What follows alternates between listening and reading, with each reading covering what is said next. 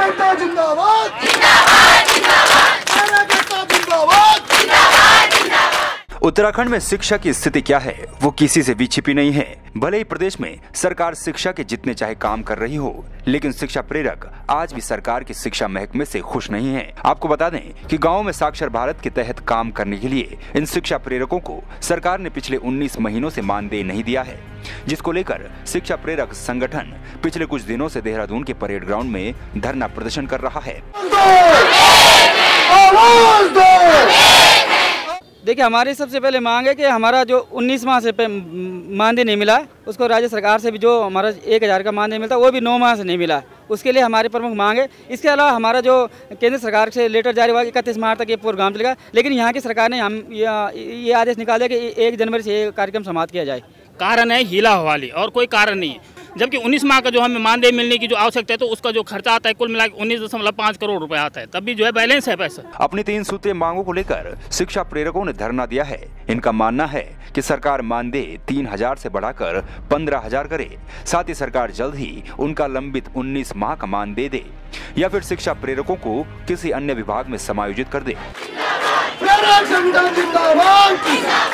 हमारी मांग तो यही है कि 3 सूत्रीय मांगे हैं कि हमारी जो मांगे हैं तीनों की तीनों ये पूरी कर दो। हमारा मानदेय जो सरकार ने खुद ही कहा था कि 3000 से बढ़ाकर हम 15000 कर देंगे, वो भी उन्होंने नहीं किया और हमें हटा ही दिया राज्य सरकार ने। अन्यथा की स्थिति में भी बिल्कुल समायोजन कर दो, हमें कहीं भी कर दो, किसी भी विभाग में करो। केंद्र सरकार ने 3 महीने का एक्सटेंशन 31 मार्च 2018 तक बढ़ा दिया है, जो कि अभी तक स्टेट गवर्नमेंट ने उसे अप्रूवल नहीं किया है डिस्ट्रिक्टों के लिए।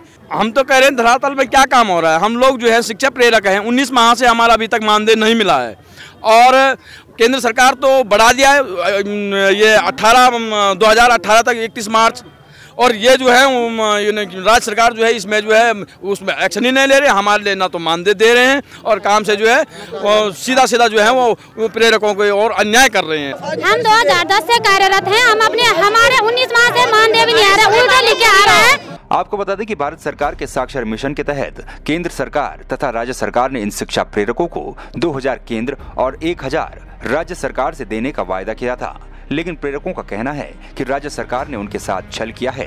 राज्य सरकार ने अपना तो दूर, केंद्र सरकार ने भी जो पैसा दिया था वो भी दबा दिया है। साथ ही महिला प्रदर्शनकारियों का कहना है कि सरकार बेटी बचाओ बेटी पढ़ाओ की बात करती है, लेकिन सरकार ने उन्हें सड़कों पर लाकर खड़ा कर दिया है। देखो, हमें यहाँ 3 दिन हो गए हैं, अपने घर परिवार सब बच्चे छोड़े हैं और हम अब हमने संकल्प ले लिया है कि हम यहाँ से तब जाएंगे जब हमारी मांगे पूरी होगी। हमारी मांगे 1 नहीं, 2 नहीं, 3 नहीं, चाहे हमारी 5 सूत्रीय मांगे, लेकिन हमें 2 मांगे हमारी पूरी कर दे। राज्य सरकार ने जो है हमारे साथ इतना अन्याय किया है कि एक तो हमारा जो 1000 रुपया बढ़ा हुआ था, एक उसको समाप्त कर रही है सीधा कि समाप्त किया जाए, उसको प्रेरकों को 1000 रुपया ना दिया जाए, और एक जो है केंद्र का जो पैसा है वो रोका हुआ है। सरकार का काम तो बिल्कुल कुछ फील्ड पे कुछ दिखने के लिए लायक ही नहीं है। सरकार कुछ नहीं कर रही है। मैं तो आपके चैनल के माध्यम से कहना चाहूँगा कि सरकार कह रही है कि स्किल इंडिया, लेकिन यहाँ का युवा अगर बेरोजगार है तो स्किल इंडिया का क्या मायने रहते हैं समझा जा सकता है। हम ये चाहते हैं कि बेटियां सड़क पे ना आए, ऐसा कार्य करो। साथ ही प्रदर्शनकारी शिक्षा प्रेरकों ने कहा कि लगता है कि सरकार को रोजगार देना नहीं बल्कि छीनना है। अब सवाल ये उठता है कि आखिर शिक्षा प्रेरकों को उनका लंबित वेतन क्यों नहीं मिल पा रहा है, जबकि शिक्षा प्रेरक आरोप लगा रहे हैं कि उनका केंद्र से पैसा भी आ चुका है, बावजूद इसके राज्य सरकार उनका लंबित वेतन नहीं दे पा रही है। संवाद 365 के लिए कैमरामैन दिनेश कुमार के साथ श्रवण सेमवाल की रिपोर्ट।